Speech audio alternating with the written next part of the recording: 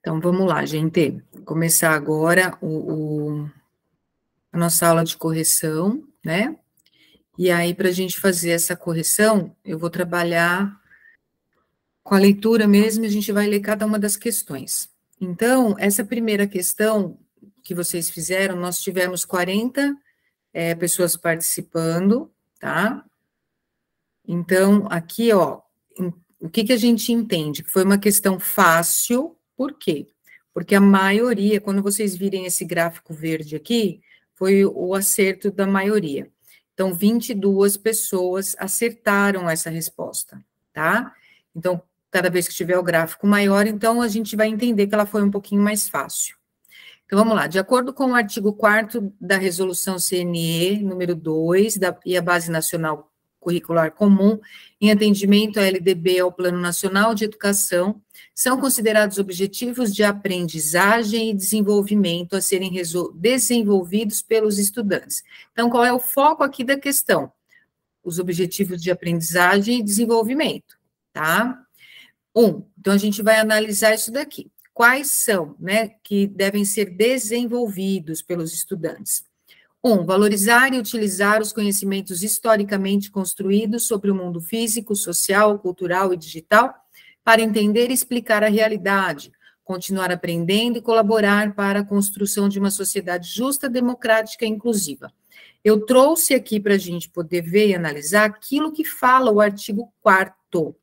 Essa questão, ela estava lá no artigo 4º, tá? Que fala aqui, ó. Valorizar e utilizar os conhecimentos historicamente construídos sobre o mundo físico, social, cultural e digital para entender e explicar a realidade, continuar aprendendo e colaborar para a construção de uma sociedade justa, democrática e inclusiva. Na verdade, o que o texto fez?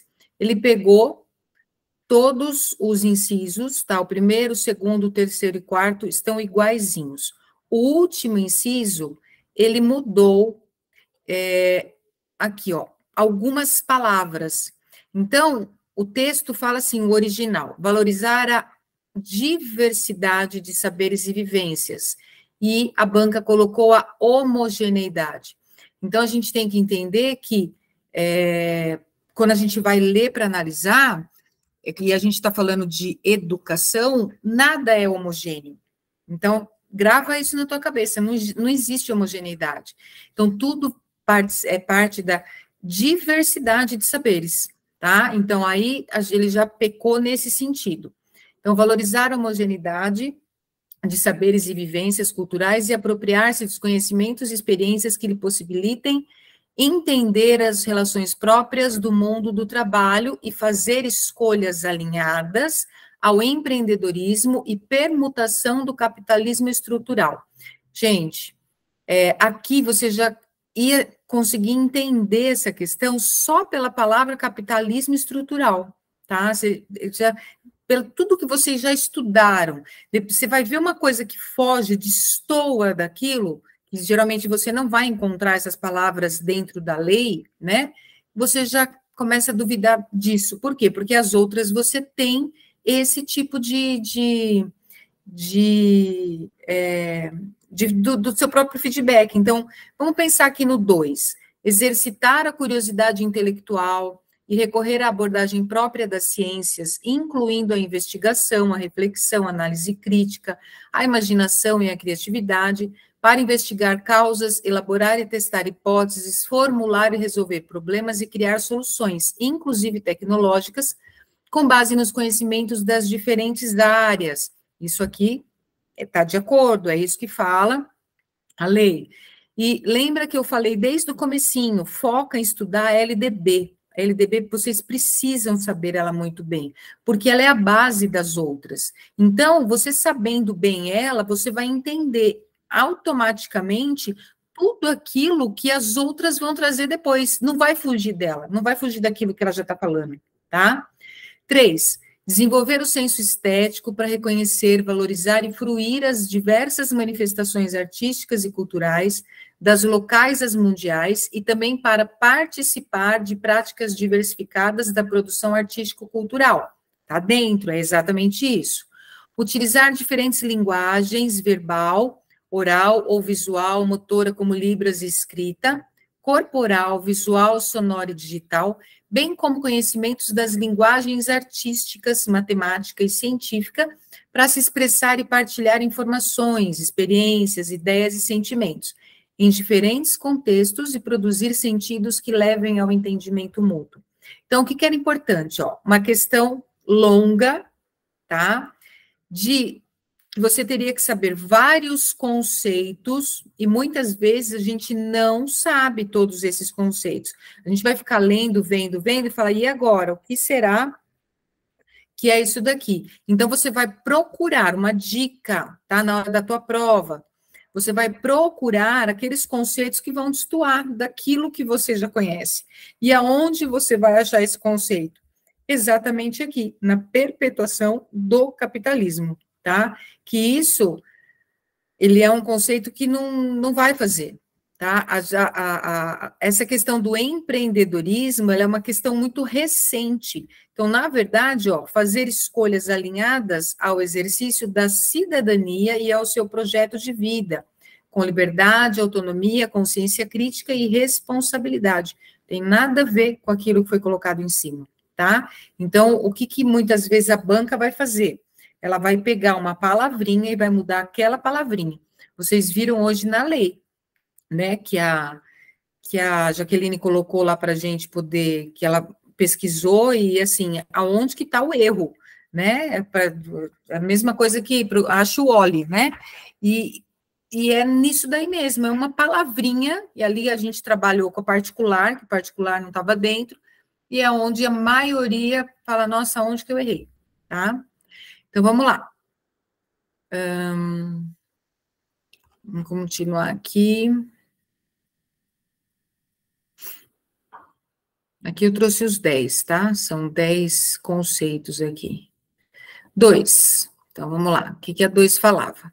A 2, olha, não foi tão simples assim, não. Por quê? Porque a maioria errou, tá? De 40 aí, 13 pessoas erraram, 12 acertaram, empatou aí também no erro. Então, a gente entende o quê? Que ela não é tão fácil, tá? Então, aqui ele vai falar, ó, a legislação brasileira garante autonomia para as escolas indígenas, comunitárias e quilombolas manterem suas tradições e identidades. Nesse sentido, é correto afirmar sobre o papel destas instituições. Então, o que se afirma? A. Introdução de novos saberes no cotidiano dessas populações. Lembra uma das aulas que a gente viu, que eu não lembro se eu gravei ou se foi ao vivo que eu dei, que quando você introduz novo saber, ele tem que estar, você está fugindo daquilo que os índios, os quilombolas, né, as comunidades, elas já têm. Então, aqui, logo no começo, nessa questão de introdução de novos saberes, né, para ampliar conhecimento sobre o mundo, seu ambiente natural e cultural, assim como novas práticas ambientalmente sustentáveis. Você está falando com o índio, né? Então, aqui já não entra, isso não cai, não, você já tem que tirar simplesmente a partir dessa palavra introdução de novos saberes, a gente já viu que não é. Flexibilizar o calendário escolar das rotinas e atividades, tendo em conta as diferenças relativas às atividades econômicas e culturais, mantido o total de horas anuais obrigatórias no currículo. É essa parte que está certa. Então, vamos ver por que as outras estão erradas. Reafirmação do pertencimento étnico, no caso das comunidades quilombolas e dos povos indígenas, mas, olha o mas, adaptando paulatinamente sua língua materna às diretrizes nacionais, como elementos importantes de construção da identidade. Isso não reflete, isso não existe. Você não vai adaptar a língua materna deles, não pode ser adaptada, ela tem que ser respeitada, tá? Ou trabalhar o reconhecimento dos limites de seus modos próprios de vida, suas culturas, tradições e memórias coletivas, frente às necessidades de adaptarem ao mundo em transformação. Você não vai fazer com que eles reconheçam os limites do próprio modo de vida deles? Isso foge daquilo que é você respeitar a liberdade do quilombola, respeitar a liberdade do indígena. Então, quando você tem, né, na LDB, a própria educação quilombola, para quê? Para que eu teria ela se eu tivesse que colocar aquele aluno dentro de uma sala de aula regular, normal? Então, ela não teria o porquê de ser, o porquê de existir, tá? Então, na verdade, a gente precisa fazer com que eles estejam inseridos e tudo seja dentro, tá vendo, dessa flexibilização, enrolou, né, de rotina, de atividade, para quê? Para que essas diferenças sejam respeitadas, tá? Então, assim, lembra quando a gente foi estudar um pouquinho a questão daquilo que a Mantoan fala nos livros dela, né, de inclusão. Então, lembra que a inclusão, ela não é só a inclusão dos alunos com deficiências, necessidades especiais, né, mas é a inclusão de todos, do quilombola, do indígena, então você tem que pensar sempre nisso, o teu conhecimento tem que ser dentro dessa base, tá? Vamos lá. Analise as afirmativas a seguir. Os métodos de ensino são as ações, então a gente vai ver aqui o que está correto. Os métodos de ensino são as ações do professor por intermédio das suas atividades com os estudantes, procurando atingir os objetivos do trabalho docente, considerando-se um conteúdo específico. 2. A aula expositiva costuma consistir na apresentação oral de um tema logicamente estruturado, podendo incluir recursos digitais, mídias e dinâmicas em sua sala de aula. 3. O estudo dirigido permite fazer com que os estudantes estudem a partir de um roteiro elaborado pelo professor, o qual estabelece a profundidade do estudo.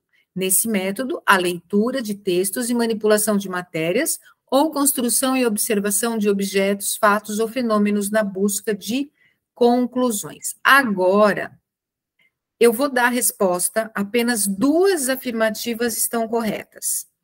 Vou mostrar aqui para vocês. O número de erros foi muito maior do que o número de acertos, tá? E agora, eu vou tirar de vocês isso. É a hora que vocês têm agora de falar. Qual está errada?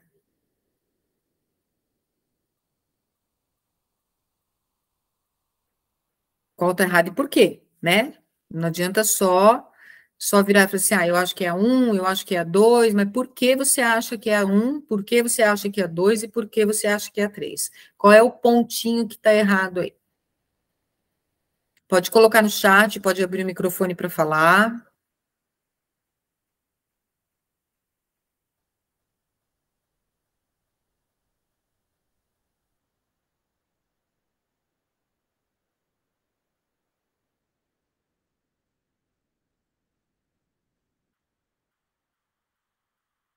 Alguém lembra se acertou essa?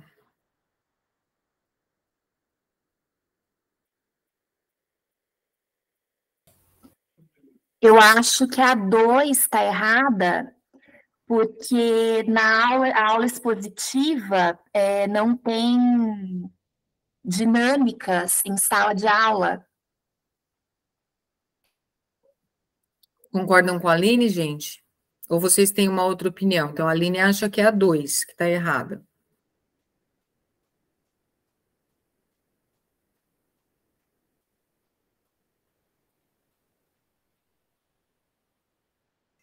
Eu concordo com a Aline, acho que eu ficaria em dúvida sobre a 1, porque a questão ali do conteúdo específico, eu fiquei um pouco em dúvida, tipo, às vezes o conteúdo pode ser um pouco mais amplo, por exemplo, mas acho que eu vou na da Aline. Quando você fala conteúdo específico, a gente está falando de conteúdo, então, vamos pensar que você vai ensinar matemática, então você vai ensinar conta de multiplicação, ele é um conteúdo específico que precisa de um método específico para ser ensinado, entendeu? Então, aqui é onde eu acredito que tenha gerado muita dúvida, né, nessa questão por conta desse conteúdo específico, mas, na verdade, o que está errado mesmo é a 2, justamente por conta dessas dinâmicas. Quando você trabalha com dinâmica em sala de aula, né? A gente vai entrar aí muito naquele livro do professor Nota 10, né? Os 2 livros que a gente tinha aí para estudar, que era o professor Nota 10, que ele fala dessa questão. Quando a gente entra com dinâmica em sala de aula, não é mais expositivo. O expositivo é você falando, tá? E o aluno ouvindo. Totalmente, você traz aquela estrutura pronta, ou se o aluno falar alguma coisa, você se perde, tá? Você pode até colocar um data show, né? Fazer alguma coisa digital, mas você não tem dinâmica, porque quando você faz dinâmica, você põe o aluno para aprender ali, ele fazer, ele participar. E aí não existe essa questão na aula expositiva, tá? Então, são 2 que são corretas, que é o estudo dirigido, que é exatamente isso. Então, o estudante, ele tem um roteiro que o professor elabora, e aí ele vai se aprofundar naquele estudo, tá? Ele vai ler, ele vai construir, ele vai trocar ideias, então, isso é estudo dirigido. E a questão dos métodos é onde fala que ele precisa realmente, se você vai ensinar matemática, multiplicação, você tem uma metodologia para ensinar que precisa ser desenvolvida de acordo com aquele conteúdo, tá? A gente pode usar várias estratégias, mas a metodologia precisa ser aquela ali, tá? Já vai ser definida aí pelo professor da área, ok? Então, a certa realmente é a C, tá? Vamos lá. 4. As assertivas sobre o Plano Nacional de Educação estão corretas menos, exceto é menos, né? Lembrando. Os estados, o Distrito Federal e os municípios deverão elaborar os seus correspondentes planos de educação ou adequar os planos já aprovados em lei, em consonância com as diretrizes, metas e estratégias previstas nesse PNE, no prazo de 1 ano contado da publicação desta lei. Gente, eu vou pegar, vou ficar só no errado para a gente poder andar, né, no caminho. Olha a palavra que ele mudou aqui, ó. Então, aqui no B, está falando até o final do 1º semestre do 9º ano de vigência deste PNE, o Poder Executivo encaminhará ao Congresso Nacional, sem prejuízo das prerrogativas desse poder, o projeto de lei referente ao PNE a vigorar no período subsequente, que incluirá os resultados, diretrizes, metas e estratégias para o próximo decênio. Aqui não é resultado. Aqui, olha o que ele fala, diagnóstico. Então, essa única palavrinha aqui vai fazer você confundir e achar que pode ser qualquer uma delas, tá? Então, por isso que muitas vezes é importante você entender bem mesmo. Existem algumas leis que precisam ficar claras para a gente, tá? Então, assim, você está fazendo esse concurso agora, mas ainda não é o seu objetivo de vida, foi o que eu já falei, não joga fora o material e vai acumulando material e vai estudando, né? Porque, na verdade, quando abre o concurso, a gente quer estudar o ensino médio e a faculdade inteira em 2, 3 meses, e não dá, a gente vai só relembrando, né? Então, isso aqui é lei, e lei é uma coisa que é, né, mais complicadinha, tá? Então, aqui, ó, a maioria errou também, a maioria colocou a C.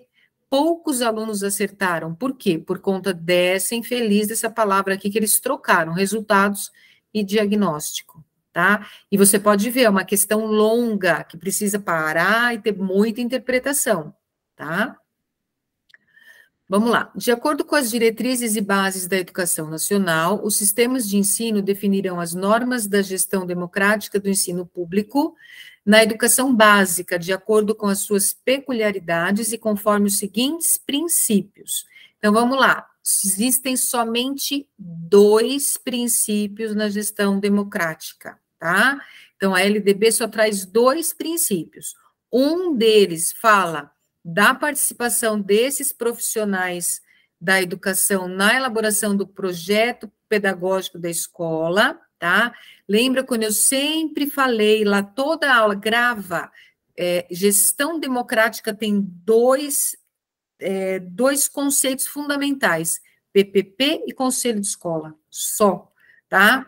A gente ainda conversou bastante a respeito de, o meu diretor, ele faz várias coisas, ele conversa, ele pede opinião, não tem nada a ver com gestão democrática isso, tá? Faz mais que a obrigação dele pedir opinião sua, porque você tem que participar. Só que ele vai ter que desenvolver esse projeto pedagógico da escola e a participação das comunidades escolar e local nos conselhos escolares ou equivalentes. Então, se você achar PPP, conselho de escola, é isso que você tem que fazer, tá?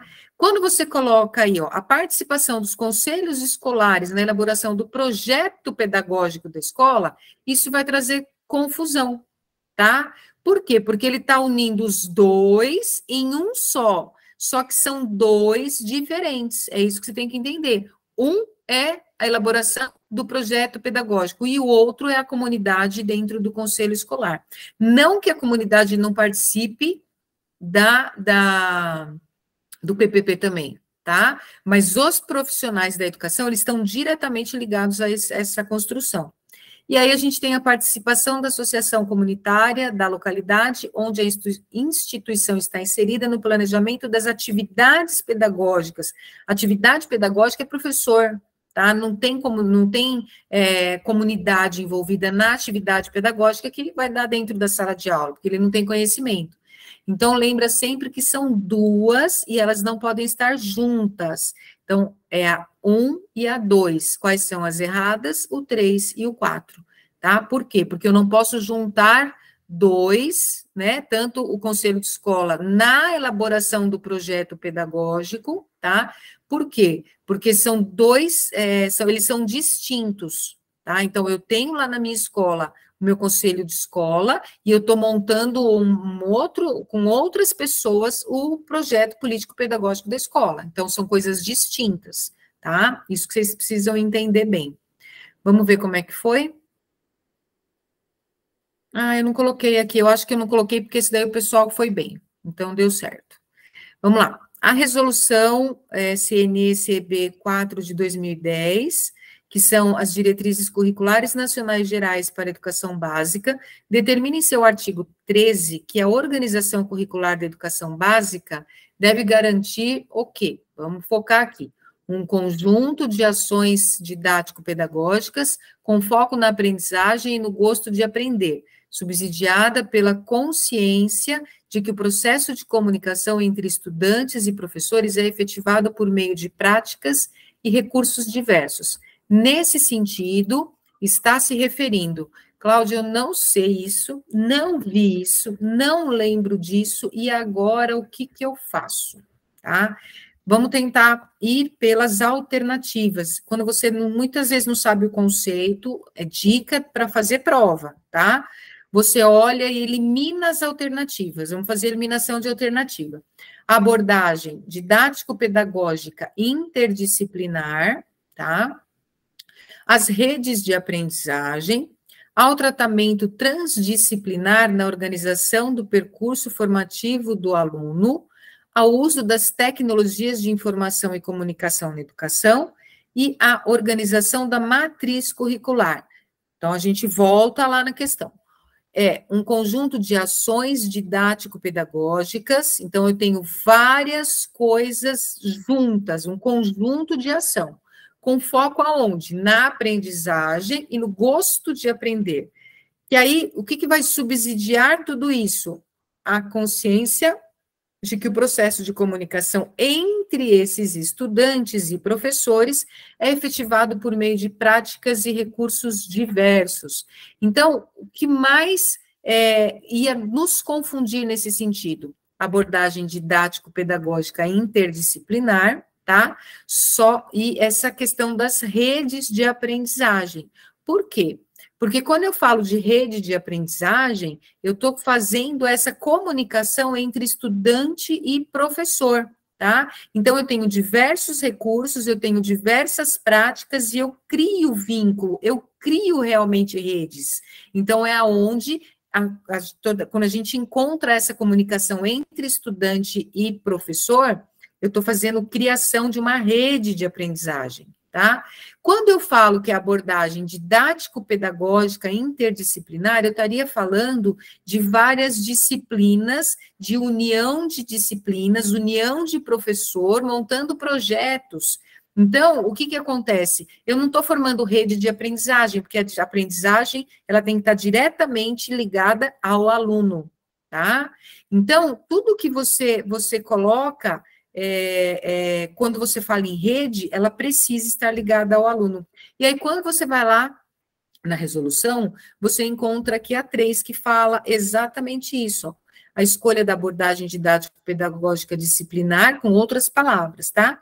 Pluridisciplinar, interdisciplinar ou transdisciplinar pela escola, que oriente o projeto político-pedagógico e resulte de pacto estabelecido entre os profissionais da escola, conselhos escolares e comunidade, subsidiando a organização da matriz curricular, a definição de eixos temáticos e a constituição de redes de aprendizagem. Então, quando a gente, para constituir essas redes de aprendizagem, a gente precisa ter sempre a união professor com aluno, tá? E aqui ele ainda vai mais além, que aí ele coloca entre todos os profissionais da escola, né, os conselhos e tudo mais, ok? Na verdade,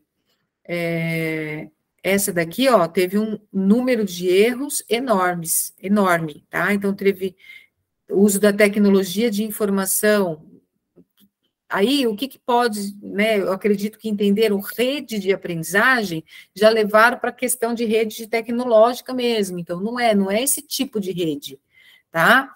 Então, aqui não é o uso da tecnologia, a abordagem didático-pedagógica, então era uma das que podiam confundir, tá? Uso das tecnologias, e a outra tem ao tratamento transdisciplinar, foi pouco também, e a última, a organização da matriz curricular. Então, quando a gente fala organização de matriz curricular, não tem a ver com essa questão direta com a aprendizagem do aluno, tá? Então, aqui é uma questão mais dificilzinha mesmo. Bom, agora a gente vai entrar no racismo estrutural. Falamos um monte de vezes essa questão do racismo. E a gente precisa entender que racismo estrutural, aqui ele deixa bem claro, né, essa divisão. É aquele que está estruturado, enraizado dentro da sociedade, ponto, tá? Então, aqui, segundo Silvio de Almeida, existem 3 aspectos do racismo: o individual, o institucional e o estrutural. Então, aqui ele vai discorrer sobre o que é. Então, o individual são atos efetivados pelos indivíduos que discriminam outras pessoas de raça diferente. Então, eu, Cláudia, vou discriminar Joana por conta da raça dela, isso é individual, tá? O racismo institucional é a discriminação racial de instituições privadas e públicas dominadas por um tipo de raça em ambiente institucional, no qual o poder de um grupo persevera. Então, aqui não é simplesmente eu entro vou trabalhar dentro de uma instituição e sou discriminado lá dentro. Não, é um grupo de pessoas que tem o poder e esse poder vai trazer essa discriminação, tá? E aí o racismo estrutural, ele já abrange mais, ele se caracteriza por uma sociedade que tem toda a estrutura social, pessoas e instituições, de modo a privilegiar apenas uma classe. E isso é nítido na nossa sociedade, e quando a gente fala de Brasil, ainda não é tanto quanto os outros locais, tá? Outros países que a gente tem aí. E aí ele vai trazer o quê? Ele pegou um conceito e colocou uma relação, colocou uma situação. Então, ele quer que você ache aquilo que é certo, aquilo que fala realmente com relação àquele conceito. Então, vamos lá, aqui ele coloca o racismo individual, a matança de negros, de jovens e de crianças nas favelas brasileiras, a garantia de segurança de jovens de condomínios, pois esse tipo de racismo é praticado pela ação individual do policial. Então, na verdade, essa palavra individual do policial, você não faz matança com um só. Tudo bem que eles podem, a partir do momento que eles se juntam contra determinado tipo de pessoas, tá? Pode ser negro, pode ser criança, ou pode morar na favela, ou pode não morar na favela, já não é mais individual, já é em grupo, tá? Então, aqui já não pode entrar como racismo individual. O racismo estrutural, ele fala realmente da morte de George Floyd nos Estados Unidos, se compõe pela ação violenta dos policiais e a padronização dessa conduta ao ser normatizada pela comunidade preta. Então, é aonde aqui o racismo é estrutural, por quê? Porque essa morte, ela foi feita, o acontecimento dela mostra ali que é estrutural, é aquele racismo que está dentro, está na raiz da sociedade, tá? E para eles aquilo ali foi assim, né, como se nada tivesse acontecido e foi normal, tá? E aí a gente traz outra questão aqui de racismo institucional. A resistência aos programas de cotas dedicados ao grupo de minorias em instituições públicas no Brasil e o chefe que privilegia com o seu melhor funcionário pela cor da pele. Na verdade, não existe resistência aos programas de cota no Brasil. Existe, a cota é dada, sabe? Ela é oferecida em concurso, em vestibular, então essa resistência aos programas de cotas já não, a gente não pode colocar como se ele existisse, tá? E aí, lembra quando eu falei a questão do chefe que privilegia o melhor funcionário pela cor da pele? Isso é do chefe, não é da instituição. Então, é onde ele não pode ser institucional, tá? Racismo individual. A proibição em condomínios, a entrada de funcionários através do elevador social e somente a permissão de entrada desses nas residências pela escada. Não é de uma única pessoa, tá? Todo condomínio tem uma reunião de condôminos, então não é individual. Por quê? Porque não é uma única pessoa que está fazendo aquela proibição. Racismo estrutural, mais um aqui. Exclui as discriminações negativas, preconceito, das ações das pessoas nas instituições, pois visa ao combate do preconceito racial nas instituições pelas discriminações positivas, que são as cotas. Então, aqui ele já entra não mais no estrutural. Por quê? Porque isso, quando você está falando em cota, quando você está falando em instituição, né, essa discriminação negativa, ela não está dentro, você não está falando dentro de uma estrutura de sociedade. Aqui, quando ele traz essa palavra, né, ações das pessoas nas instituições, já tira o foco de ser estrutural, tá? Então, na verdade, o estrutural foi o quê? Foi o que nós vimos na questão da morte do George Floyd, tá? Que muitas pessoas filmando e quietas ali, sem deixar aquilo acontecer. Então, isso e a gente conhece essa estrutura nos Estados Unidos, que é muito forte, tá? Esse racismo estrutural é muito forte lá. Então, a gente tem que pensar bem nisso, tá? Então, é a B. E aqui também nós tivemos um grande erro, ó. A maioria das pessoas colocou a C, falando que ele é a questão do institucional. Então, quando a gente entende cada fato e analisa esse fato, daquilo que é o conceito, a gente consegue fazer com um pouco mais de facilidade, tá? Que foi o que deu um pouquinho de erro também. Vamos lá. Nos últimos anos, uma expressão conceitual passou a ser bastante difundida e discutida publicamente para tratar a discriminação racial, que é o racismo estrutural. Silvio de Almeida, jurista e filósofo, em sua obra sobre esta conceituação, procura demonstrar como o racismo na sociedade brasileira, por exemplo, é naturalizado ou normalizado e está incrustado nas relações sociais cotidianas. Afirmar que o racismo é estrutural significa dizer que o racismo é o quê? Uma decorrência da própria estrutura social que é constituída pelas relações políticas, econômicas e culturais, ou está incorporado na Constituição brasileira, pelo amor, né? Isso aqui a gente nem termina, que submete os negros à inferioridade, não acontece. Existe devido à estrutura fisiológica das raças, embora se saiba que as diferenças culturais são diversas das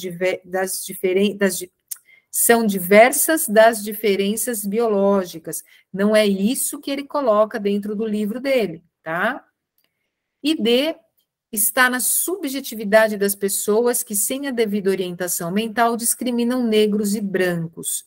Então, na verdade, essa foi fácil, por quê? Porque ele deixa muito claro, e quando a gente fala de estrutura, é porque ele está inserido na sociedade, tá? Então, aqui, essa questão não dá muito pano para manga, né? Muito aquilo que a gente vai discutir, ok? Vocês Estão bem? Quer comentar alguma coisa? Quer falar alguma coisa a respeito? Tá dando para pegar, para entender? Tá? Se quiser falar alguma coisa, abre o microfone e me interrompe aí, tá bom? Que aí a gente vai andando para frente. Bom, ao analisar a forma como funcionam os multiletramentos, Roxane Rojo, em Rojo e Moura, explica que os estudos são unânimes em apontar algumas características importantes. A, eles são interativos, mais que isso, colaborativos. Eles fraturam e transgridem as relações de poder estabelecidas, em especial as relações de propriedades, das máquinas, das ferramentas, das ideias, dos textos, verbais ou não. Eles são híbridos, fronteiriços, mestiços, de linguagem, modos, mídias e culturas. Tais constatações decorrem do fato de os multiletramentos, vamos lá, negarem os letramentos críticos das culturas, buscando a homogeneização nas formas de construir texto e discursivo. B, serem vistos essencialmente como produtos de uma cultura moderna e que se impõem em relações a culturas populares. C, explorarem as tensões dialéticas das culturas das populações, negando o passado e propondo uma estética acrítica. D, estarem relacionados à multiplicidade de culturas das populações e à multiplicidade semiótica de constituição de textos.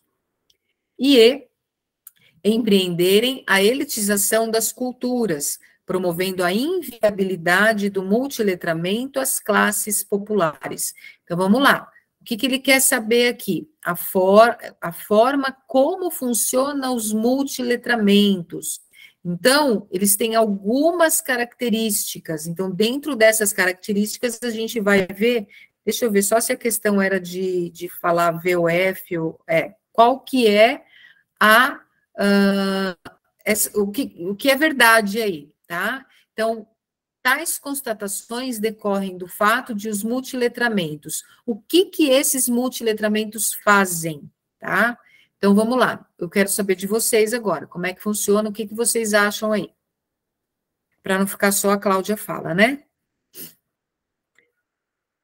Então, através de todas essas características, né? Essas constatações, elas decorrem desses multiletramentos. Negarem os letramentos críticos das culturas. Então, quando eu tenho todas essas características, eu estou negando alguma coisa crítica? Não, né? Serem vistos essencialmente como produtos de uma cultura moderna, que se impõe em relação às culturas populares, explorar as tensões dialéticas das culturas populares, negando o passado, estarem relacionados à multiplicidade de culturas das populações e à multiplicidade semiótica de construção de textos, ou empreenderem a elitização das culturas. O que vocês acham aí? A, B, C, D ou E?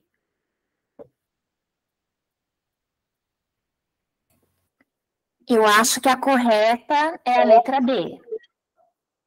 Por quê, Aline? Porque está relacionado à multiplicidade de culturas, das populações, a multiplicidade, porque as outras questões dá para ir por eliminação também, né? Não nega os letramentos críticos das culturas, não se impõe em relação às culturas populares, não negam o passado, não empreendem a elitização das culturas. Joia. Então, se a gente for voltar, vamos supor que você não tenha lido a obra. Pelas características, você já consegue entender que é a D. Por quê? Porque eles são híbridos, são fronteiriços, são mestiços. Então, o que são essas palavras? Eles são relacionados a essa multiplicidade de cultura, tá? A multiplicidade também da construção de texto. Então, quando você vai ler as características, você já consegue fazer algumas eliminações e entrar dentro da D. Então, na verdade, ela não teve essa questão também, deixa eu ver qual que era aqui.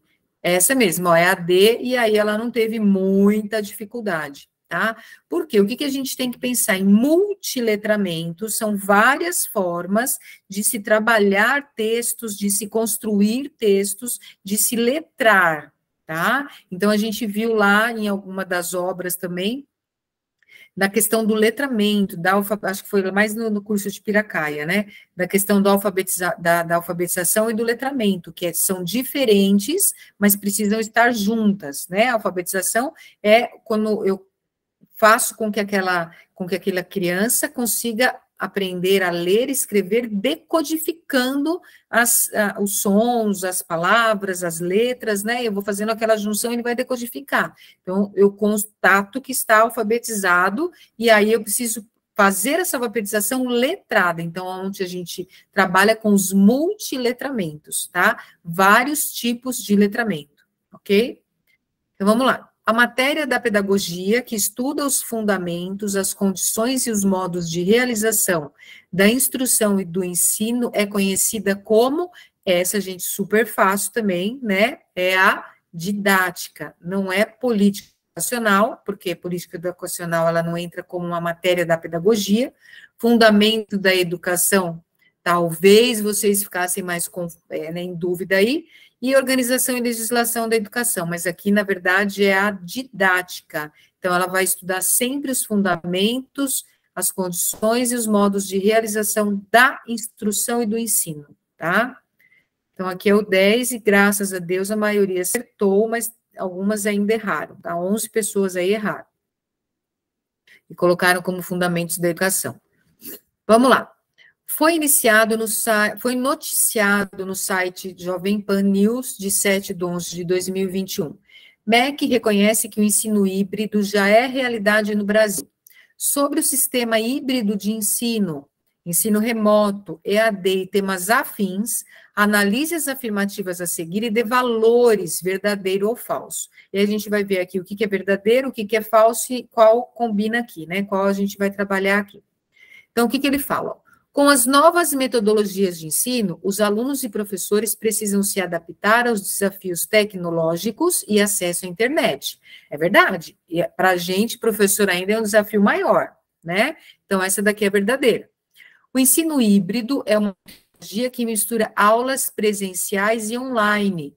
É exatamente isso. É aquilo que eu vou no presencial e também tenho online, é o híbrido.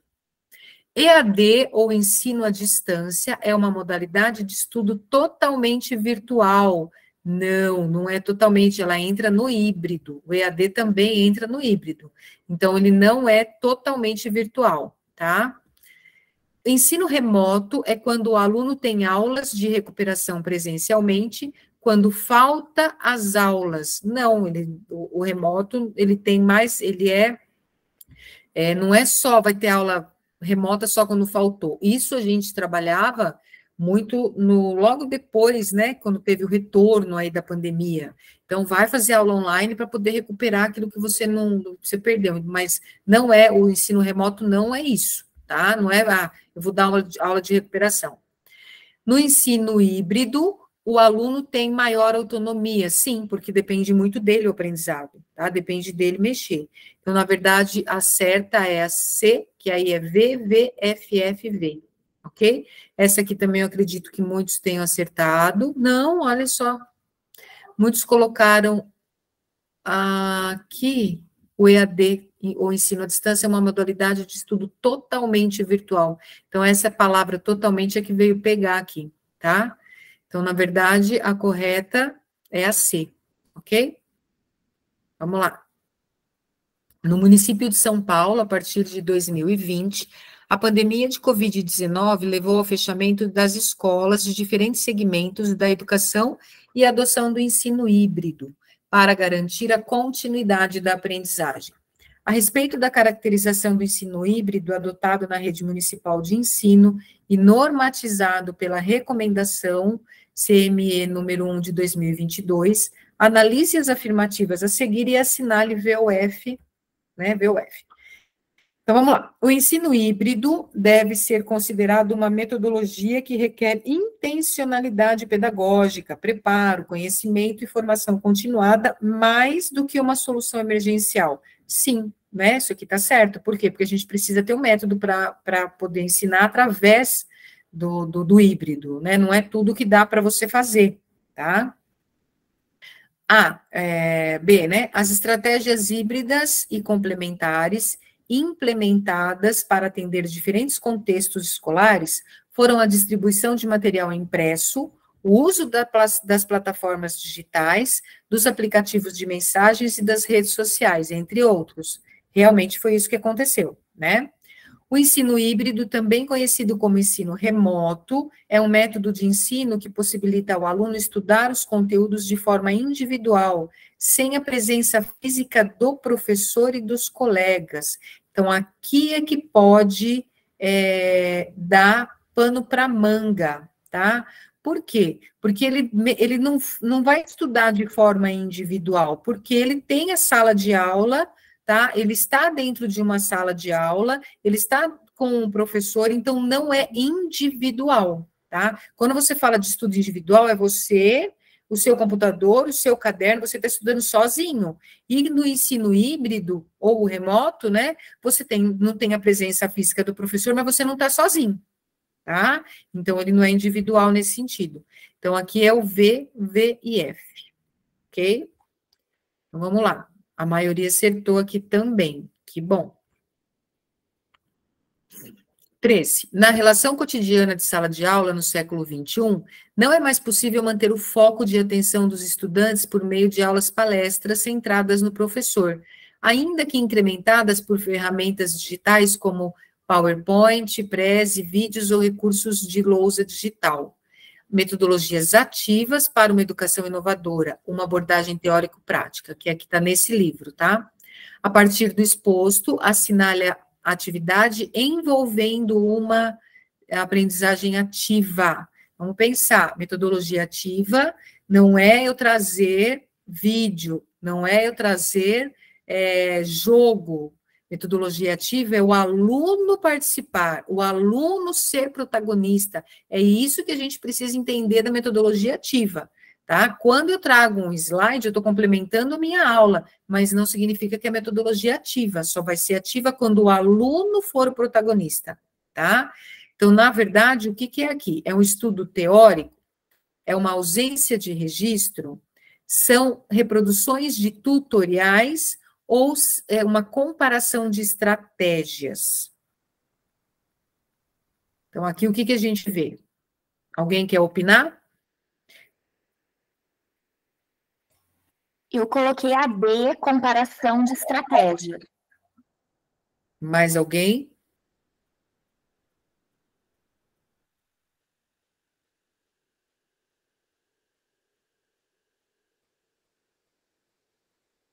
Então, vamos lá. Na verdade, ele não entra como estudo teórico, porque senão ele vai ficar lendo ali, ele não está ativo em nada.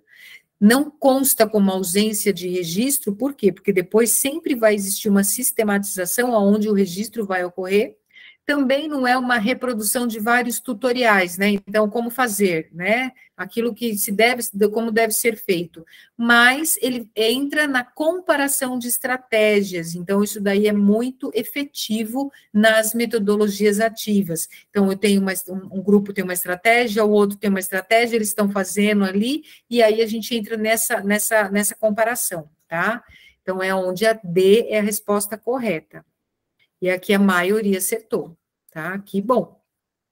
Bom, segundo base, as modificações possibilitadas pelas tecnologias digitais requerem novas metodologias de ensino, as quais necessitam de novos suportes pedagógicos.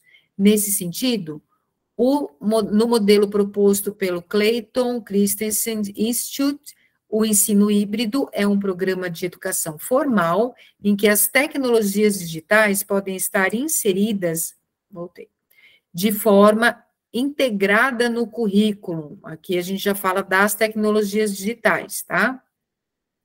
Então, nesse contexto, é correto afirmar que, então aqui a gente vai achar qual é a correta. Na sala de aula invertida, o estudante tem contato no formato online com o conteúdo, teoria, em diversas configurações. E na sala de aula presencial acontecem as discussões, resolução de atividades, entre outras propostas. Então, vamos pensar aí na sala de aula invertida. Nos modelos flex e de rotação, não há valorização da aprendizagem colaborativa no espaço online. Espera aí. O modelo de ensino híbrido impacta somente a ação do professor, enquanto o estudante aprende por meio do ensino online e na aula presencial. A principal diferença entre personalização e individualização do ensino é que a personalização é centrada na aprendizagem, enquanto a outra é centrada no aprendiz.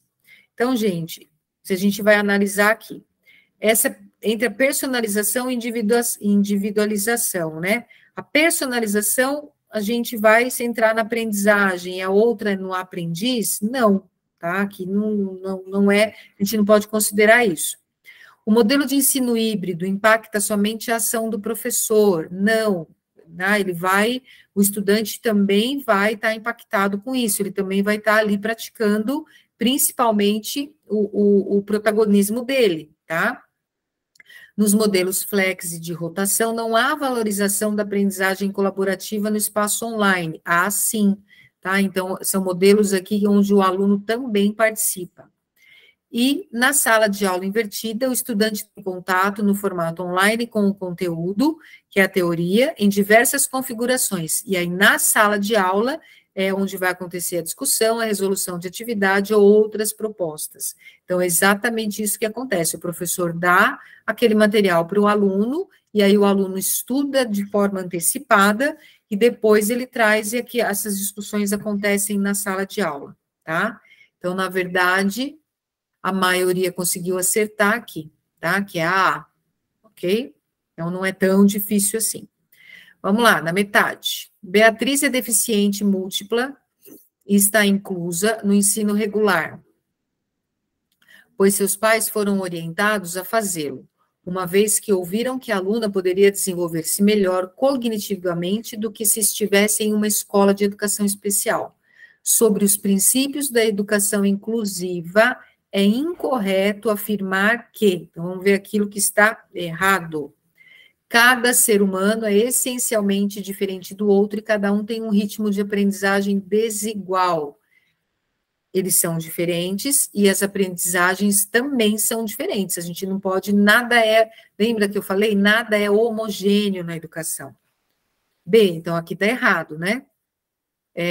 A escola tem a obrigação de integrar aqui está certo, perdão. A escola tem a obrigação de integrar todas as crianças, independentemente das suas condições físicas, intelectuais, sociais, emocionais, linguísticas e outras. Tá certo, é obrigação da escola essa integração, essa inclusão.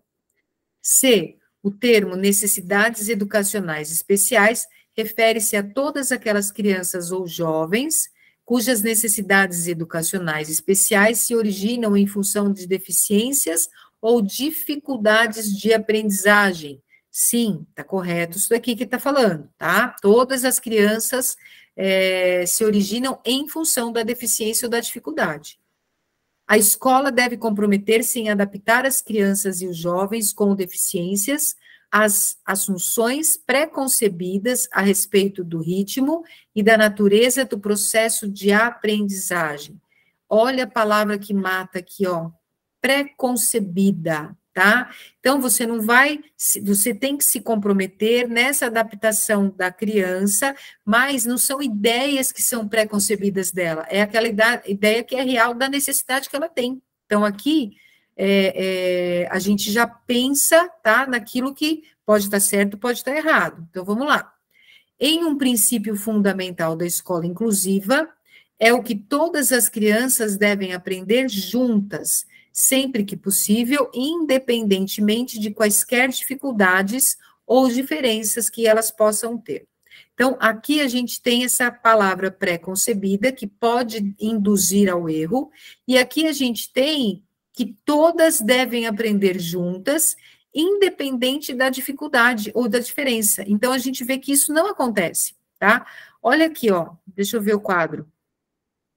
Olha aqui como deu essa duplicidade aqui, né? Deu um belo do empate aqui entre um e outro. Por quê? Por conta das palavras que são usadas. Só que quando a gente pensa que a escola inclusiva, tá? Ela tem que aprender junta, mas essa dificuldade e essa diferença, ela precisa ser levada em conta, independente de qualquer não, porque ela precisa ter uma adaptação. Ela está junta na sala, ela está junta com a criança, mas precisa haver uma adaptação ali, tá? Então, ela tem que fazer a mesma atividade. Ela tem que fazer, se a professora está ensinando multiplicação, ela também tem que aprender a multiplicação, de uma forma que ela entenda e que seja adaptada à necessidade e ao entendimento dela, mas ela está junto, tá? Então, aqui é onde a gente vê que a D, o que acontece? Essa palavra infeliz aqui, ó, pré-concebidas, é onde a gente não pode entendê-la como aquilo que eu já sei, mas aquilo que realmente é. Tá? Então, a gente viu aqui que o D é aquela que está incorreta, ok? Vamos lá, 16. Deixa eu ver onde que tá, que caiu aqui, peraí. De acordo com... Será que eu consigo mexer aqui? Peraí, acho que não. Vou ler aqui embaixo. De acordo com a Política Nacional de Educação Especial na perspectiva da educação inclusiva, ao longo de todo o processo de escolarização, o atendimento educacional especializado em uma perspectiva inclusiva deve estar articulado com... Tá andando aqui, gente. A instituição especializada que o aluno frequentar. B, a proposta pedagógica do ensino comum. O diagnóstico da equipe multidisciplinar. Questões específicas da deficiência apresentada pelo aluno ou as definições da família. Então, volta aqui. Dentro de todo esse processo de escolarização do aluno, o AEE, dentro da perspectiva inclusiva, ele tem que estar articulado com o quê, gente? A instituição especializada que o aluno vai enfrentar, frequentar? Não. Por quê? Porque isso não é a articulação. O AE não tem que estar articulado com a instituição.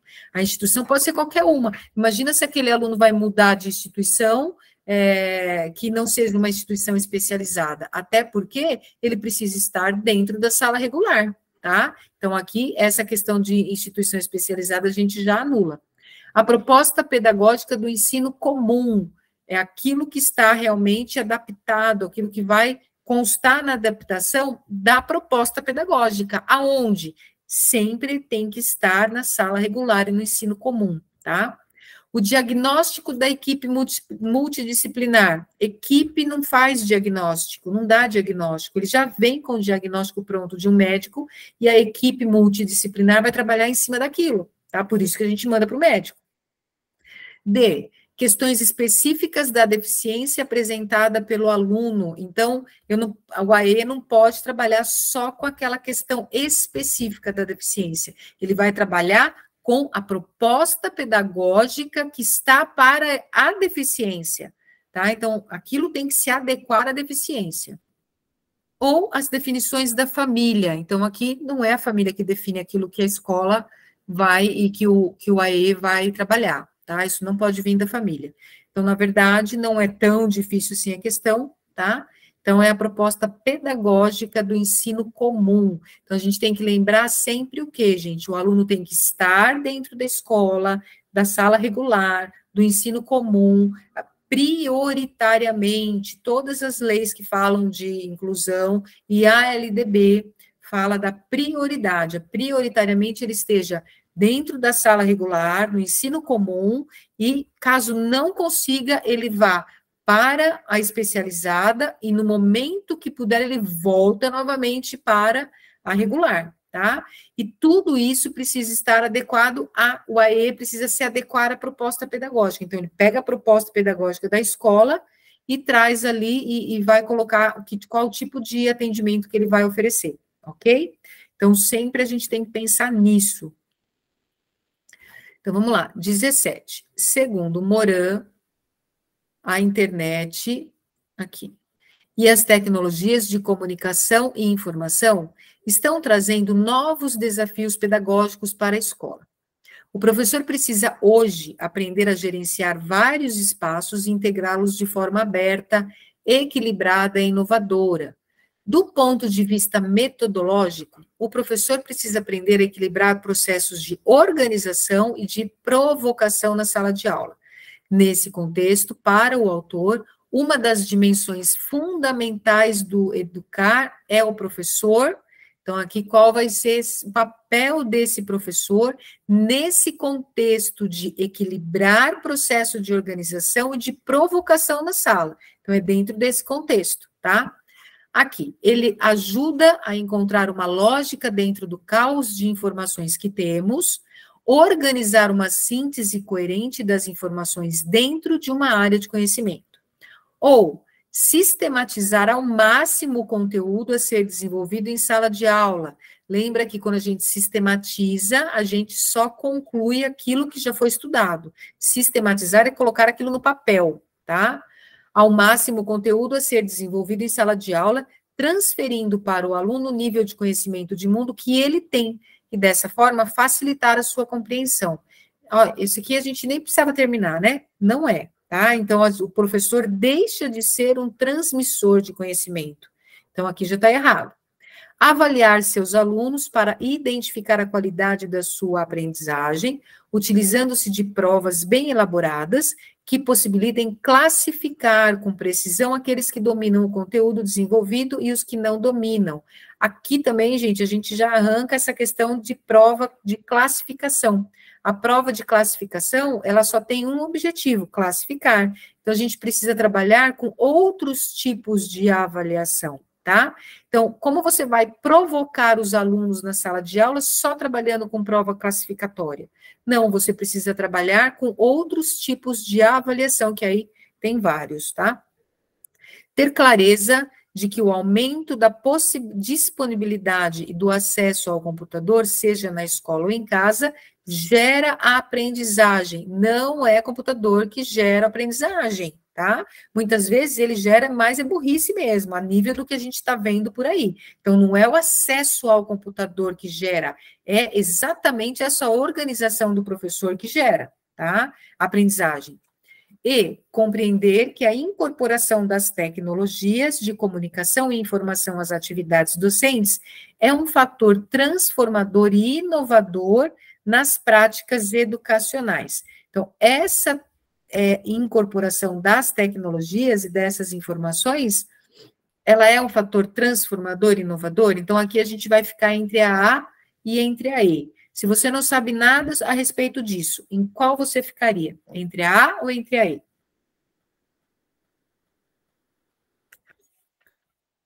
Deixa eu ver a carinha de vocês aí. E aí, meninas?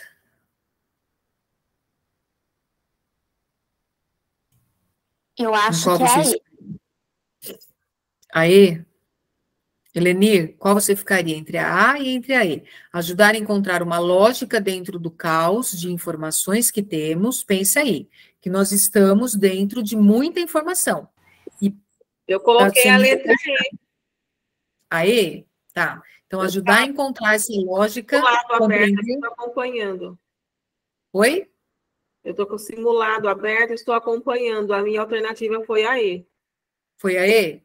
Tá. A Aline também E. Bianca, Mariana, Hilda e Regina. Cada um vai dar a sua opinião aqui.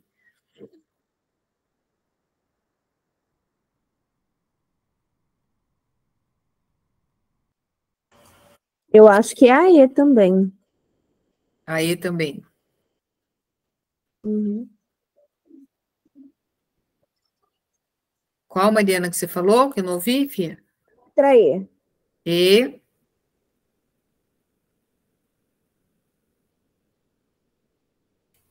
Eu acho que a A, o que tem de errado é organizar, ajudar a encontrar uma lógica dentro do caos de informações que temos, ok. Mas organizar uma síntese coerente das informações dentro de uma área de conhecimento, dentro de apenas uma área de conhecimento. Quando a gente fala de áreas, a gente trabalhando na BNCC e a gente fala de áreas de conhecimento, né? Eu estou falando daqueles grupos vamos falar assim, de área das linguagens, né? Então, ali eu tenho língua portuguesa, eu tenho arte, eu tenho educação física, né? Então, eu tenho essa área. Depois eu tenho das ciências da natureza, das ciências sociais. Então, são essas áreas. Então, eu vou fazer uma síntese que seja junto tudo, e faço uma síntese de informação dentro de determinada área. E o E seria compreender que a incorporação das tecnologias de comunicação e informação é um fator transformador e inovador das práticas. Então, ela transforma e inova.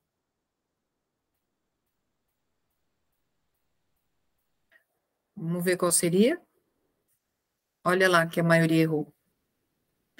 Por que será que a maioria errou?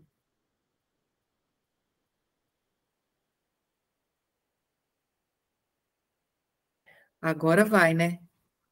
Eu me lembro que eu fiquei em dúvida mesmo entre a A e a E. A e a E. Então, na verdade, a certa é a A. Então, por que que a E não seria? Ó, não traz transformação. A tecnologia não traz transformação, ela traz inovação, mas ela não vai transformar conhecimento. Ela vai inovar, ela não vai transformar, que nem aqui ele coloca compreender que a incorporação dessa tecnologia. Então, quando eu trago a tecnologia, e se eu trouxer a tecnologia, é que vai transformar e inovar. Então, essa transformação não se dá somente pela incorporação dessas tecnologias. Então, é onde aqui pegou. E a maioria colocou, justamente por quê? Porque o ensino é transformador, é isso e aquilo. Só que só vai acontecer essa transformação se eu incorporar essas tecnologias? Não, entendeu? Então, é onde a gente tem aqui, ó, o A, que ele vai ajudar a dar lógica nesse monte de informação que a gente tem. Tá? Então, é onde aqui, ó, a maioria errou mesmo, e aí vocês prestem atenção, fixem bastante nisso, tá? O papel do professor, ele sempre vai ser o mediador, e como mediador, ele precisa sintetizar, ele precisa trazer toda aquela informação que os alunos vão trazer, tá? Quando você está trabalhando com metodologia ativa, o teu aluno vai trazer um monte, você vai ter informação de um, de outro, aí o que que você vai fazer? Você vai sintetizar aquilo que tem lógica, tá? E aí você vai apresentar. Então, você organiza tudo, sintetiza de forma coerente. Deu para entender? Então, quando você está na prática da sala de aula, geralmente é isso que a gente faz. Quando você vai fazer uma roda de conversa, fulano, o que que você sabe disso? Ah, eu sei isso, eu sei aquilo, eu sei aquilo, eu sei aquilo outro. Então, beleza, todo mundo sabe, mas o que que é o real? Então, onde você sintetiza as informações e leva para ele. Deu para entender? Isso aí aí o E, ele já fala dessa incorporação aí das tecnologias que é transformadora, ela não transforma, certo, meninas? Então, vamos lá.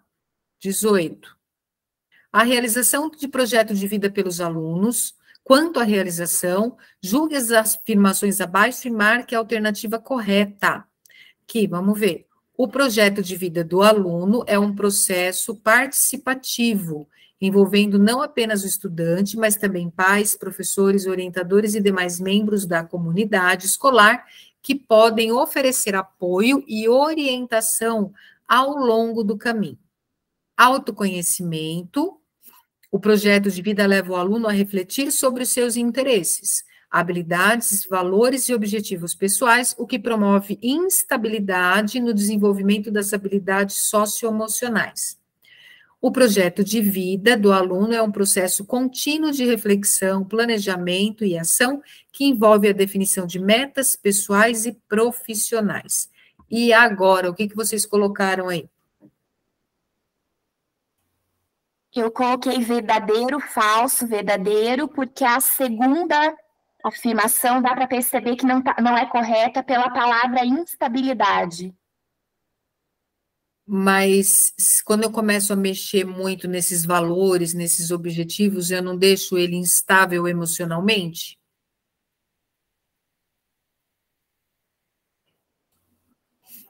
E aí, meninas? Heleniro, o que você pôs no seu? Mariana, Bianca? Eu coloquei a letra C. V, F, então a C, o projeto de vida do aluno é um processo participativo que envolve não apenas o estudante, mas o pai. Então, aqui está errado. E aí, para você, o autoconhecimento está certo e o projeto de vida também é um processo contínuo. O que mais, meninas? Eu acho que a primeira, que quando envolve pais no projeto de vida dos alunos, eu acho que não é. Acho que fiquei na dúvida nessa questão aí. O projeto de vida do aluno é um processo participativo e envolvendo não apenas o estudante, mas também os pais. Porque envolve, né, os professores, orientadores. Eu entendi que o projeto de vida do aluno ele tem que ser protagonista, né? Mas pode ter a participação, né? A orientação dos pais, dos professores. Então, na verdade, então, gera dúvida, sim, justamente por conta dessa presença dos pais, porque professor e orientador, né, os membros da comunidade escolar existem, realmente participam, porque ele é feito, geralmente, na escola. Só que aqui, ó, eles podem oferecer apoio e orientação ao longo do caminho, e ao longo do caminho, o pai está presente, ele sempre. Tá? Então, ele até constrói esse projeto de vida com as ideias dele, mas no decorrer do caminho, a gente precisa entender que a questão do projeto de vida não é uma questão finita. Ele saiu lá do médio, é aquilo que ele vai ser, porque é aquilo que é o seu projeto dele, com 15 anos. Ninguém tem isso. Então, o que acontece? Vai ser mudando. O objetivo maior da questão do projeto de vida é você fazer com que o aluno ele entenda, ele pense em alguma coisa. Porque hoje em dia você pega um monte de adolescente e se pergunta assim, o que você vai ser quando crescer? Sabe aquelas perguntinhas que a gente fazia antigamente? O que você vai ser quando crescer? Ele fala, não sei. Ele não tem ideia, ele não tem meta, ele não tem objetivo de vida. Então, o projeto de vida é ele ter um objetivo. Não, eu quero fazer isso para isso.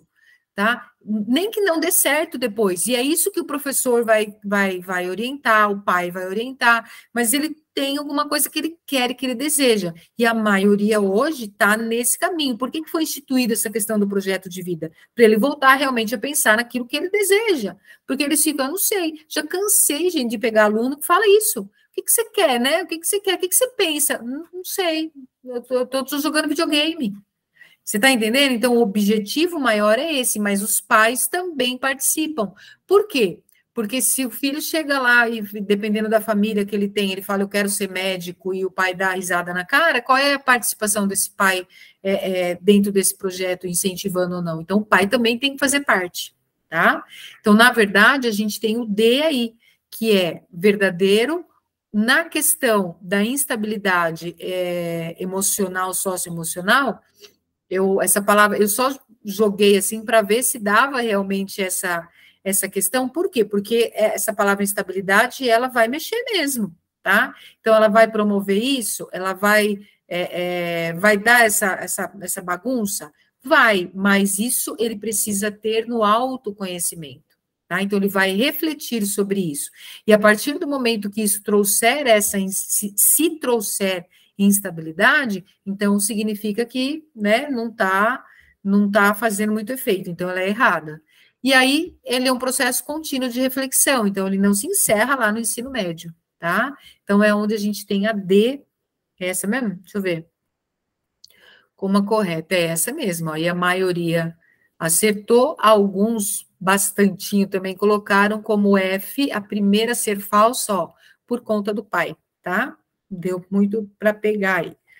Então, vamos lá. Buscando combater a discriminação e o preconceito que possam ocorrer em relação à população das pessoas transexuais e travestis no âmbito do Estado de São Paulo, no acesso aos serviços públicos, o decreto 55.588, de 17 de março de 2010, dispõe. Então, é aquilo que... Deixa eu ver se traz aqui. Não é de VUF. Dispõe o quê? Qual que é a certa e qual que é a errada? A necessidade de capacitação dos servidores públicos para que compreendam e respeitem a identidade de gênero das pessoas transexuais e travestis é facultativa, desde que evitem constrangimento. Aqui essa palavra facultativa não existe, tá? Ela tem que ter, tem que existir essa capacitação. As informações sobre a identidade de gênero das pessoas transexuais e travestis devem ser tratadas com privacidade e sigilo ao manter a divulgação do nome civil.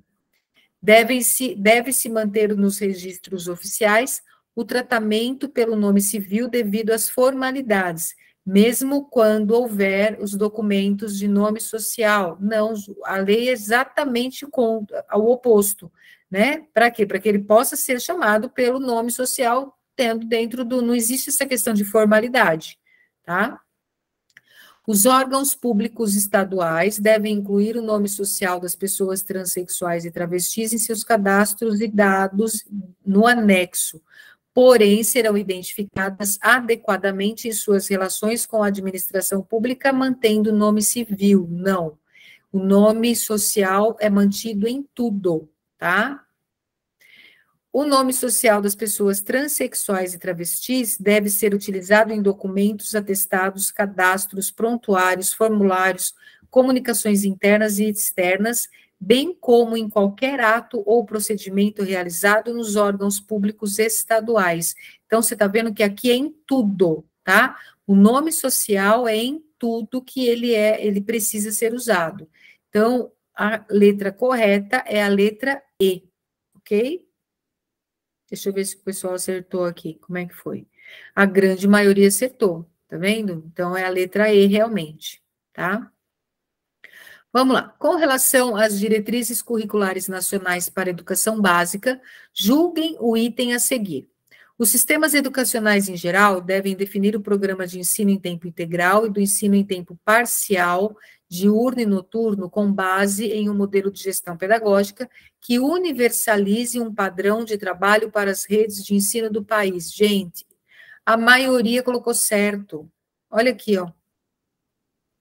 Tá? 28, a maioria errou. Por quê? Porque é errado. Aqui, quando fala, ó, programa de escolas de tempo parcial diurno, parcial noturno e tempo integral. Aqui só está falando o parcial como diurno e noturno, com base em um modelo de gestão pedagógica que universalize. Então, aqui, ó, ele não fala de matutino e vespertino. É diurno, matutino e vespertino, o parcial noturno e o integral. Deu para entender? Então, ele trata aqui do integral, e esse parcial, ele não divide o diurno entre matutino e vespertino, ele só coloca diurno e noturno, tá? Então, é onde aqui está o erro. E nesse erro, a maioria colocou que é certo, e não é. Dentro das DCNs, da educação básica, a gente tem 3 aí, ó, o tempo integral, diurno, tá? Esse diurno é de manhã e de tarde, o parcial noturno e integral. Então, ele é dividido em 3, e o diurno eu tenho de manhã e à tarde, tá? Não é só de manhã. Então, é aqui onde a gente tem que entender, e se cair isso daí, vocês já estão espertas, ok? Vamos lá. A respeito do novo currículo paulista da etapa do ensino médio. Então, aqui teve uma aluna ainda que me mandou mensagem no particular, né? Não é nem é uma das alunas que nem é do nosso grupo. E ela falou, professora, como? Está errado, aonde que está errado? Então, vamos lá. Quando a gente vai falar da etapa do ensino médio, analise as afirmativas a seguir, VOF. Então, vamos ver. Está estruturado em 3.150 horas, ponto, está certíssimo. Das quais 1.800 são destinadas à formação básica, certíssimo.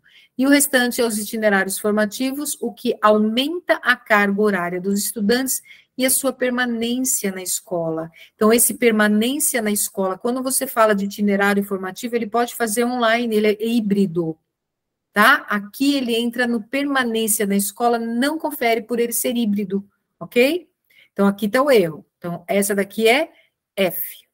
Na formação geral, básica, os componentes curriculares estão divididos em áreas de conhecimento, como linguagens e suas tecnologias, matemática, ciências humanas e sociais, aplicadas e ciências da natureza e suas tecnologias. Aqui é verdadeiro.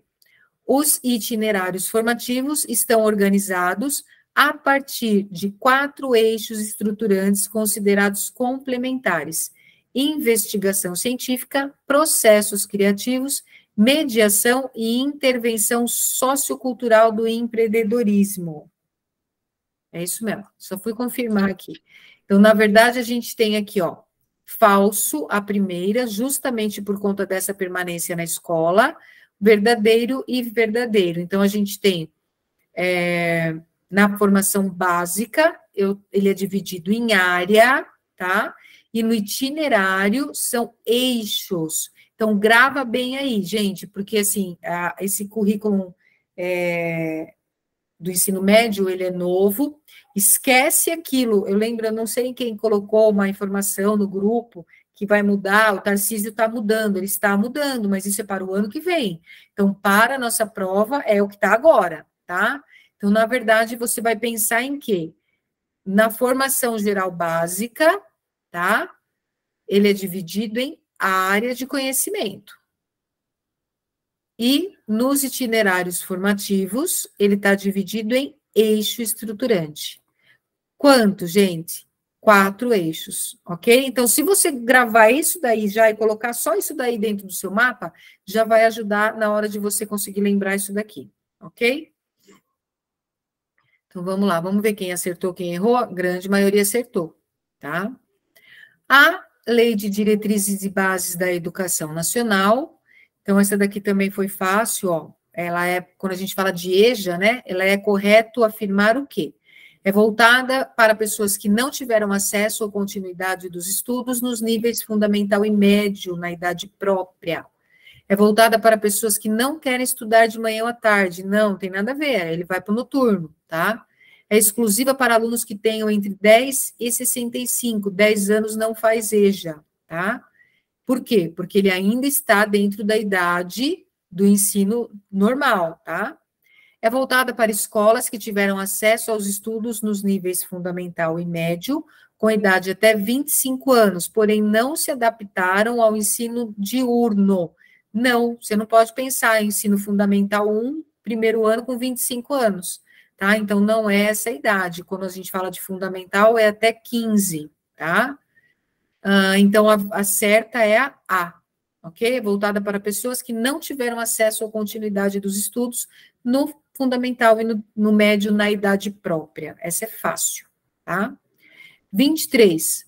Marque a alternativa correta, que se refere à criação, organização e atuação dos grêmios estudantis nos estabelecimentos de ensino fundamental e médio públicos e privados em São Paulo, com base na legislação vigente. Então, vamos lá, o que fala aí dos grêmios? Liberdade de organização assistida, representação estudantil, participação na gestão escolar, atuação cívica e escolar. Liberdade de organização supervisionada, representação estudantil, participação na gestão escolar, atuação cívica e cultural. Liberdade de organização, representação estudantil, fiscalização na gestão escolar, atuação cultural. Liberdade assistida de organização, representação estudantil, participação na gestão escolar, atuação cívica parcial e cultural. E liberdade de organização, representação estudantil, participação na gestão escolar e atuação cívica e cultural. Então, na verdade, a liberdade aqui, ó, ele vai mexer nessa liberdade de organização. Todo grêmio, ele vai se organizar, então ele é formado, existe uma votação, né? Existem chapas que são formadas, e ele tem essa liberdade dessa organização dele, tá?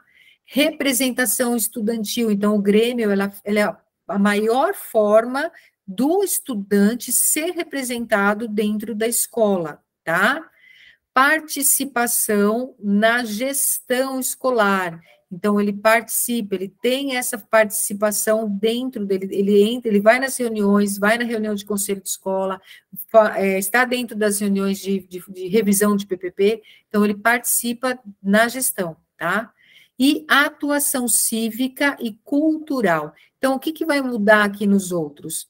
Fiscalização, tá? Aqui ele traz, atuação cívica parcial. Não, é ele que faz geralmente as festas, ele organiza, o Grêmio tem liberdade para trazer renovação cultural dentro da escola.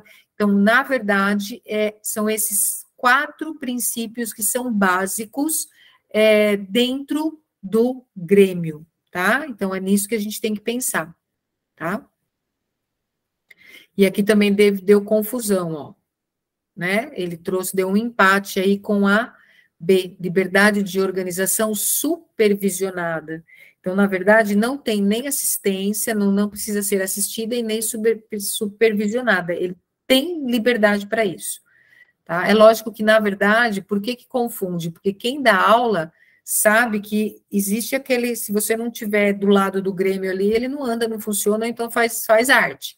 Então, a gente pensa, né, a letra da lei, ela fala que ele vai ter essa liberdade, mas na prática sempre tem uma supervisão. É onde a gente traz essa confusão, tá?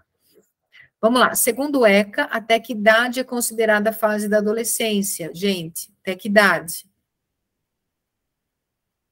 16, 18, 21 ou 12? Eu coloquei 18. 18, né? Adolescência para o ECA é 18 anos, ok? Então, aqui a maioria acertou também, tá? Vamos lá. O ECA estabelece, o que o ECA estabelece sobre o trabalho infantil? Proíbe o trabalho de crianças e adolescentes em qualquer circunstância, permite o trabalho a partir dos 12 anos, esquece aqui, ó, desde que sejam em atividades não perigosas e em horários adequados, isso não existe, o trabalho aos 12 anos, tá? Permite o trabalho de adolescentes a partir dos 14 anos, em qualquer tipo de atividade, não, que a partir dos 14 tem aquela questão de aprendiz, tá? Permite o trabalho infantil somente se autorizado pelos pais, nem autorizado pelos pais. Se fosse assim, tinha muita criança aí de 8 anos, que aí já tem, né? Naquela época era normal, antes do ECA, então já foi tirado essa aqui, não pode. O pai deixou, o problema é do pai, a lei não deixa. Então, na verdade, proíbe o trabalho de crianças e adolescentes em qualquer circunstância, tá? Trabalho, a 14 anos é aprendiz, tá? Então, não tem isso, não. Beleza? Esse aqui, ó, permite, tá vendo que aqui já dá confusão dessa questão dos 14 anos, mas não é qualquer tipo de atividade, é só aprendiz, tá? Vamos lá. Cadê? Peraí, pulou. Lemov faz referência a algumas habilidades essenciais para o processo de leitura. Dentre elas, ele menciona uma que é definida como a automatização, ou seja, a habilidade da competência de ler rapidamente, incluindo a expressão, que é, por sua vez, a habilidade de agrupar palavras em frases para refletir significado e tom. Essa habilidade lembra quando a gente fala para o aluno, você precisa ser na leitura? Então, é o quê? Fluência, letramento, decodificação, vocabulário e compreensão. Na verdade, gente, ó, isso aqui não tinha nem o que pensar, você precisa ser fluente. Quando você é fluente na leitura, você tem essa habilidade, né, de ler com entonação. Então, você traz essa entonação, entende essa entonação, por quê? Porque você refletiu sobre o significado dela. Isso é fluência. Letramento é quando você alfabetiza, ensina a questão da alfabetização com significado letrado, com o significado social da escrita. A decodificação é quando a criança junta B mais A e Bá, ela entende esse processo. O vocabulário é aquela questão de que a grande leitura, quanto mais eu leio, mais vocabulário eu vou adquirindo, tá? O que seria o vocabulário? É o entendimento do significado daquelas palavras, aquilo que eu trago de enriquecimento para minha leitura. Isso vem através da leitura, tá? E a compreensão ela vem através do letramento. Então, quanto mais letramento, quanto mais social for a escrita e a leitura para mim, mais compreensão eu vou ter. Então, na verdade, a fluência leitora é aquilo que eu consigo entender e ler e falar com entonação. Eu sou fluente, tá? Então, aqui é o A, ok? Então, vamos ver. Analise o texto a seguir. Aqui a gente precisa fazer. Esse daqui foi o mais complicadinho, tá? Que a gente precisa colocar numa ordem. Sabe aquela ordem de texto que a gente trabalha lá com as crianças? Então, vamos lá. Aprendemos também de muitas maneiras, com diversas técnicas e procedimentos, mais ou menos eficazes para conseguir os objetivos desejados. A aprendizagem ativa aumenta a nossa flexibilidade cognitiva, que é a capacidade de alternar e realizar diversas tarefas, operações mentais ou objetivos e de adaptar-nos às situações inesperadas, superando modelos mentais rígidos e automatismos pouco eficientes. Bassic, Morin, metodologias ativas para uma educação inovadora, uma abordagem teórico-prática. A aprendizagem ativa compreende o uso de metodologias que requerem a prática, aprender fazendo por parte do estudante, e isso é ativo. A aprendizagem baseada em projetos é uma destas metodologias e postula uma organização para ser eficaz. Numere as atividades na sequência que demonstre a organização de um projeto educacional de acordo com os autores. Então, aqui, ó, o que a gente vai ver? Vamos colocar as numerações aqui. Oficina de ideias e criatividade. Será que eu acho que eu não consigo escrever aqui do lado? Sessão de apresentação de temas desafiadores. Na verdade, eu já vou falar qual é para facilitar a nossa vida aqui, porque eu não vou conseguir escrever aqui do lado porque eu estou em PDF. Então, na verdade, é a letra A. Então, a letra A ele vai ser 2 é o primeiro. Então, a gente primeiro aqui tem o 1, sessão de apresentação de temas desafiadores. Então, quando eu coloco um projeto, eu vou apresentar quais são os temas. Depois eu faço uma oficina de ideias e criatividade. Para quê? Para desenvolver esse tema. Depois, a gente vai para a oficina de planejamento e divisão de tarefas. É onde a gente vai planejar. Depois, nós vamos fazer relatório de avaliação das etapas de produção, né? Não, desculpa. 1, 2, 3, 4. 1, 2, 3, 4. 1, 2, 3. Isso mesmo, relatório de avaliação das etapas de produção. Depois, a gente vai para a roda de debate e outras ideias. Depois, a oficina de produção compartilhada de soluções e a feira de apresentação de projetos. Então, um projeto para ser desenvolvido, ele segue esses passos aqui dentro dessa ordem, ok? Então, vamos lá. A maioria acertou. Por quê? Porque hoje em dia é mais fácil a gente trabalhar com projeto, tá? Então, vamos lá. A multiplicidade de linguagens... Deixa eu centralizar. A multiplicidade de linguagens nos textos em circulação social é bastante evidente, seja nos impressos, seja nas mídias audiovisuais, digitais ou não. Esses textos contemporâneos, chamados multimodais ou multissemióticos, exigem multiletramentos, muito multi, né? Então, a gente tem que entender isso aqui. Nessa perspectiva, analise as proposições e coloque V para verdadeira e F para falsa. Então, vamos lá de novo. Textos compostos de múltiplas linguagens exigem capacidades e práticas de compreensão e interpretação para fazer significar. A escola precisa pôr em prática novas ferramentas de produção e recepção, além da escrita manual impressa, para que os professores e alunos sejam agentes livres para encontrar interpretações alternativas. ou a pedagogia dos multiletramentos deve ser incluída nas salas de aula como forma de transformar os hábitos institucionais de ensinar e aprender. Então, vamos lá. O que vocês colocaram aqui? Qual foi? VVF, VVV, FFV. O que vocês colocaram aí dentro das questões que vocês responderam? Eu coloquei a letra B. Deixa eu ver quem está aí. Quem que falou? Helenir? Isso.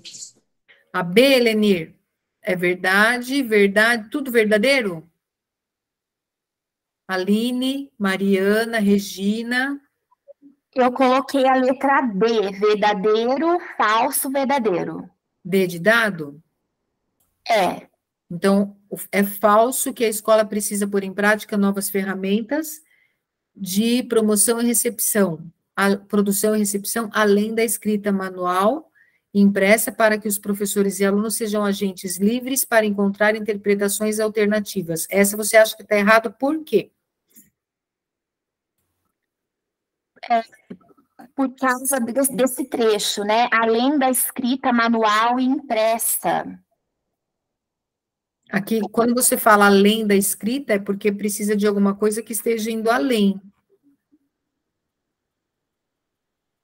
Peraí que tá andando um negócio aqui. Então, causou confusão. Novas ferramentas de produção. Quando você fala em multimodal, ele tem vários modos. Multissemióticos são vários tipos de escrita, que vai exigir multiformas de se entender o letramento, entendeu? Então, se você se mantiver só na escrita manual e impressa, você consegue alcançar isso?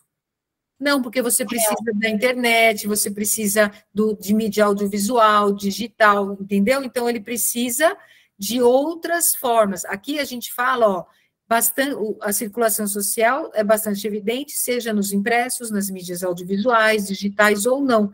Então, na verdade, quando a gente fala disso daqui, isso daqui pode ter gerado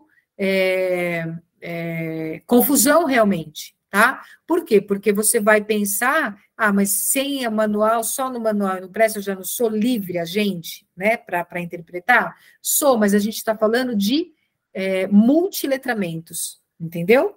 Então, aqui está certo. Então, os textos, nesse sentido, também são compostos de múltiplas linguagens, e para a gente entender, a gente precisa ter várias práticas aí de compreensão e interpretação. E essa pedagogia dos multiletramentos deve ser incluída na sala de aula como forma de transformar os hábitos institucionais. Então, quando a gente quer transformação e modificação, a gente pensa no letramento de várias formas, através de vários modos, tá? Então, na verdade, é o B, que é o F e o F. Então, tá tudo certinho aqui. E a maioria certinho. VVV, não é? O B? VVV, ó, eu acho que eu tô falando. Assustei agora. Eu tô falando há 1h30 já tô tocando até. Não, sem problema. VVV, tá? Então, tá aqui. Vamos lá, 29. Em um programa televisivo, foi entrevistado um renomado professor de legislação educacional. Entre as perguntas feitas, o entrevistador indagou-lhe sobre as atribuições legais dos docentes. Então, o que é legal para o docente? O entrevistado respondeu que, segundo a legislação vigente, são diversas as atribuições desse profissional, e, apoiando-se no artigo 13 da LDB, exemplificou uma delas, qual seja a de... Então, qual é o papel aí do professor? Então, vamos lá. Coordenar as atividades administrativas da escola? Não, né? Não é papel legal do professor isso. Implementar e coordenar a gestão democrática na escola? Não, ele não implementa nada, tá? Coordenar a gestão curricular e os métodos de aprendizagem e avaliação? Essa questão de coordenar gestão não é do professor. Gerir, junto com as instâncias constituídas, os recursos financeiros da escola? Não é função do professor. Gerir financeiramente a escola. elaborar e cumprir o plano de trabalho segundo a proposta pedagógica do estabelecimento de ensino. É exatamente essa a função do professor, tá? Ele tem que elaborar e cumprir o plano de trabalho. É isso mesmo? Graças a Deus aqui a maioria acertou, tá? Então, essa é a função dentro da LDB. Gerir financeiramente, diretor, coordenar gestão curricular e métodos de aprendizagem, coordenador e diretor, implementar e coordenar gestão democrática, diretor, coordenar atividade administrativa, diretor. Então, aqui a maioria é função de diretor. Professor é elaborar e cumprir o plano. E já está de bom tamanho, né? Imagina fazer mais. Vamos lá. 30, para acabar. De acordo com o ECA, em seu artigo 53, a criança e o adolescente têm direito à educação, visando ao pleno desenvolvimento da sua pessoa, preparo para o exercício da cidadania e qualificação para o trabalho. Lembra o que é isso aqui, gente? LDB, tá? Então, ó, o ECA trazendo a LDB de volta. Então, assegurando-lhes, dentre outros, o direito de escolher as disciplinas em que cursar no ensino fundamental, não existe esse direito, tá? Do adolescente. Condições diferenciadas para o acesso e permanência na escola. Também não existe condição diferenciada para acesso, todos têm direito a ter acesso e permanência, mas não fala que é diferente. O acesso à educação infantil e ao ensino fundamental em qualquer idade, não, isso aqui, o acesso, lembra que ele é obrigatório, a partir dos 4 anos de idade, opcional de 0 a 3, né? Mas ele não é em qualquer idade, não. Eu não posso colocar uma criança de 10 anos no infantil. Processos de avaliação da aprendizagem de caráter somativo. Então, caráter somativo é aquele caráter que vou somando. Então, o processo de avaliação de aprendizagem não é só esse, tá? Não é somativo. E o acesso à escola pública e gratuita próxima da residência. É aqui, né, gente? Isso aqui está falando, inclusive, não só no ECA, mas na LDB, ele traz isso daí para a gente, tá? Então, o certo é o E. Correto? É isso mesmo. Certo aqui apareceu agora para mim, o E. Bom, de acordo com tudo isso que nós vimos, tá? A gente consegue entender um pouquinho aí aquilo que as leis falam, aquilo que as obras, nós focamos nesse geral em trazer para vocês as obras, tá? Aquilo que foi colocado, todas as obras trabalhadas um pouco, para que vocês consigam entender aí essa questão do geral. Então, aproveita, pega esse simulado para aprender também, façam mais simulados, tá?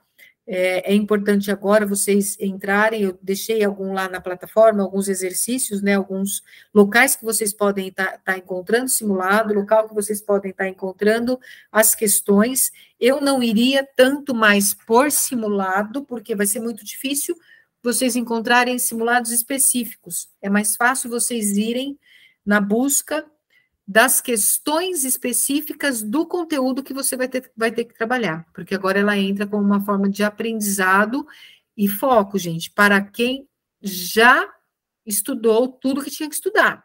Aí vai entrar em forma de revisão. Para quem ainda não estudou, continua aí nesse preparo mesmo que você já vem fazendo, tá? Tenta juntar, colocar um período a mais aí de estudo, tá? Deixa sexta e sábado para discursiva, é uma dica que eu dou, porque aí você não vai, a discursiva demora mais para você escrever, e com esse advento aí do computador, do WhatsApp, do celular, nós perdemos um pouco a prática da escrita manual. E vocês precisam prestar atenção na questão de letra, também. A VUNESP pega muito no pé da letra. Se você fizer um I parecendo um E ou um E parecendo um I, ela desconta ponto disso. Então, a letra de vocês não precisa ser letra pedagógica, mas ela precisa ser legível, tá? Então, é importante aí, deixa sexta e sábado para a discursiva. Por isso que eu vou trabalhar com vocês nela um pouco mais na quarta. Para quê? Para vocês terem tempo aí de sexta e sábado trabalhar um pouco com ela, ok? Beleza? Meninas, pessoal... Cláudia, esse simulado que nós corrigimos agora, você não passou ainda o gabarito, né? O gabarito já sai no final. Lembra que não foi. Não sei Então, de português, língua portuguesa, eu consegui ver. Esse não. Eu clico, não aparece para mim ver pontuação. Tá. Eu vou fazer um gabarito dele então e deixo junto com o vídeo do simulado. Eu vou postar, vou fechar agora. Ele vai demorar um pouquinho mais, porque já quase 2 horas de aula, então ele vai demorar um pouco para subir, mas aí eu já ponho o gabarito junto com o vídeo, tá bom? Vou deixar lá vou colocar uma pasta, vou montar uma pasta de simulado, e aí eu coloco o gabarito lá, tá? Que aí ajuda um pouco mais vocês. Na plataforma, isso ou no grupo que você vai mandar? Não, na plataforma. Vou deixar no grupo, porque eu acho que no grupo facilita para quem É não tem melhor, né? plataforma. Eu prefiro. Eu vou deixar lá na plataforma para facilitar, tá bom? Então, Obrigada. alguma dúvida, alguma questão? Então, agora, nem vou pedir para vocês dormirem e descansarem. Eu vou pedir para vocês continuarem estudando. Estuda, estuda, estuda, tá bom? Porque essa semana é de estudo, beleza? Bom, beijo no coração de vocês. Tchau, até a próxima. Até amanhã. Amanhã tem outra.